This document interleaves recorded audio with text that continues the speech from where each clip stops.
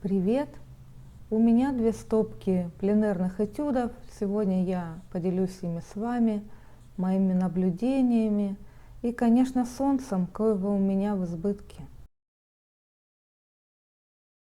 Я Юля Сайфан, художница. В прошлый раз я показывала мой самодельный этюдник, рассказывала о пленэре.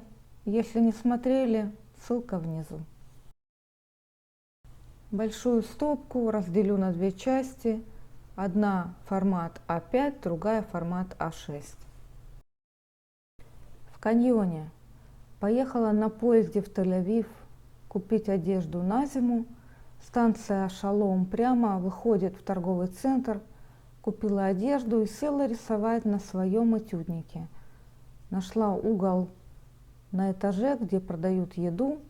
Не знаю, зачем открывают в 10 утра духаны с едой, но многое уже было открыто, и можно было сесть пописать. С окна холодный свет, в помещении теплый. Приятно, что почти никого нет, не обращают на меня внимания. И вот я пишу, и за соседний столик сел пожилой мужчина. Он думал о своем, так сидел рядом, и меня совершенно не трогало его присутствие. Затем я начала новый этюд на том же месте, писала пейзаж за окном. Окна были очень чистые, и позже я поняла, почему, когда за окном появились мощики стекол. Я все думала, хотела пописать что-то с другим цветом воздуха, не такое близкое и плотное и теплое по цвету, как в моем городе. И этот пейзаж за окном был как раз то, что нужно, с двумя высокими зданиями, большой пихтой, Эцброш, рядом с которой стояли много белых машин и автобусов. В моем видео о пленэре гуашью я показывала этот этюд и рассказывала, что писала без воды. Брала из контейнера для гуаши, а затем вытирала кисть просто тряпкой. И это работает, можно писать без воды вообще гуашью. Снова персонаж композиции дерева, но другое. Тропическое дерево с белыми цветами и с приятным запахом. Называется плюмерия. Писала этот этюд, когда у нас была 12-дневная война с Ираном. Все были дома, школы закрыты. А это значит, что серьезные дела. Не могла сидеть дома, спустилась вниз, воспользовалась тем, что никого нет на улице, и мой подъезд рядом. Там на лестнице безопасно. Если сирена, с улицы бежать недалеко. Мне показалось это интересным, как в доме напротив сушат одеяло и подушки. Белое на фоне такой общей охры. Машины всегда рядом, их можно свободно писать. Ночной этюд писала наизусть под фонарем, красок не видела. А это с того же места утром после дождя, небо еще серое и солнце выходит из-за туч.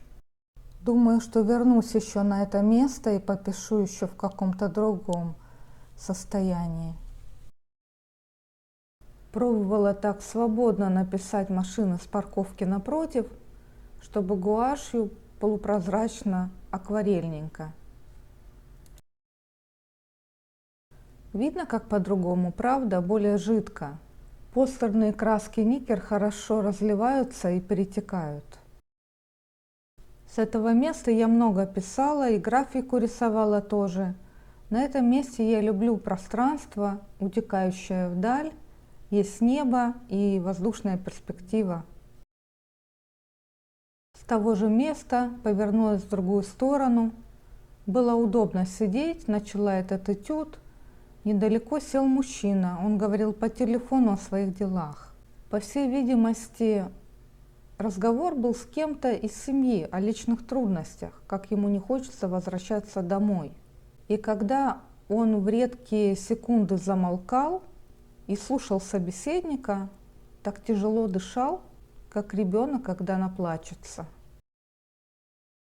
А это я выбрала место неудачное, потому что в другую сторону была автобусная остановка, которую я села писать, но приехал автобус, загородил мне весь вид.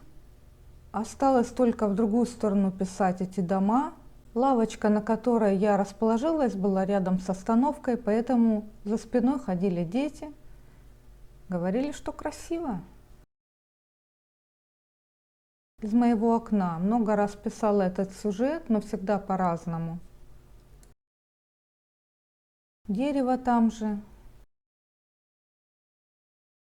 Были на праздновании еврейского Нового года, Рош ха-Шана.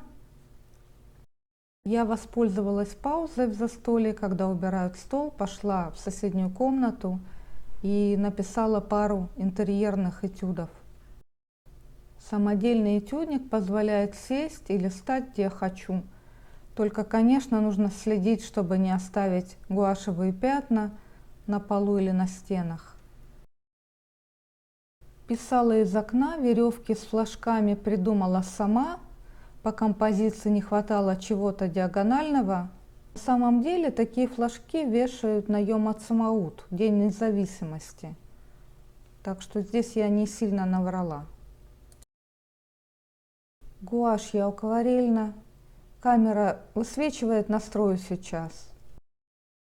Случайным образом вышло интересно, такими нарочито кривыми цветными линиями и пятнами. Пожалуйста, поставьте лайк этому видео, напишите комментарий, подписывайтесь. А я продолжаю. В Хулоне с балкона свекров, в доме напротив у них ежедневно висит этот розовый коврик. Люди, живущие много лет в одном доме, знают не только соседей, но и многих в доме напротив. Коврик принадлежит собаке, квартира собачницы. С того же места, чуть влево, за домами улица Элат.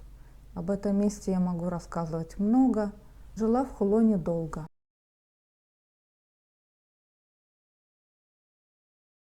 Здесь у меня несколько пейзажей, которые я писала на море.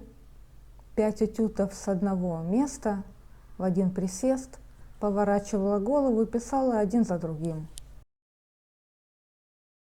Только один из них я дома уже не трогала, остальные пересматривала по своим фотографиям, по рисунку.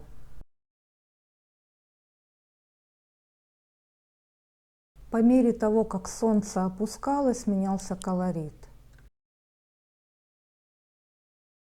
Я пишу основные отношения небо-земля или же небо-море.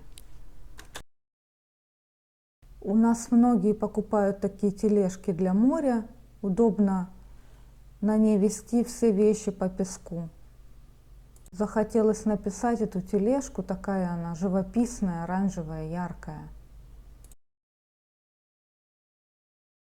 Специально ходила пописать кафе. Недалеко есть небольшой торговый центр с кафе и магазинами. На заднем плане вход в магазин сладости в виде медведя. Женщина кормит грудничка. Признаться, было неудобно писать. За спиной дверь в аптеку, люди ходят. Мне нужно было разнообразить свое цветовое меню, потому что в городе очень все однообразно. Если на пленэре идешь на жертву, понимаешь зачем.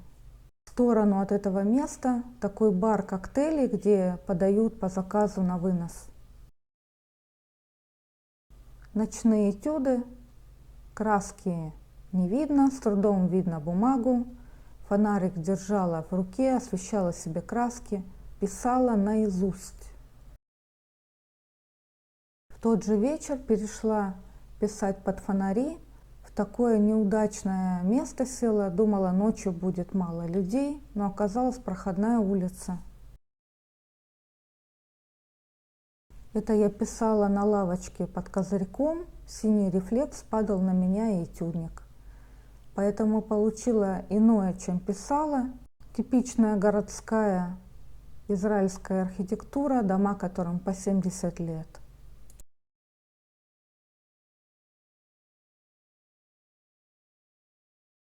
Эти работы лучше показать рядом. Одно дерево, разное время суток. У меня были разные задачи. В левом силуэт дерева с большими листьями, холодное на заднем плане, теплое на переднем. В правом же пейзаже много неба. Вечернее освещение, когда солнце опускается, все становится контрастным. Йом-Кипур, судный день. В Израиле транспорт не ходит, проезжая часть пустая. Выходят дети ездить на велосипедах. Воспользовалась моментом пописать пустые улицы. Дерево из моего окна, каким может быть? Вместе серое, синее и зеленое. Облака с натуры, жаль их не остановить и не сфотографировать. Они всегда в движении. Закончить облако по фотографии уже не получится. Оно уплыло навсегда. Поэтому только смотреть в небо и писать. Никаких потом возможностей закончить. Стоит сказать о серой бумаге, на ней удобно писать пейзаж. Сразу определяю, в какую сторону продвигаться, в теплую или же холодную. Я заканчиваю на сегодня. Планирую еще снять Артур с маленькими этюдами, формат А6. Пожалуйста, поддержите мое видео комментарием, лайком и непременно подписывайтесь. До встречи на моем канале. До свидания.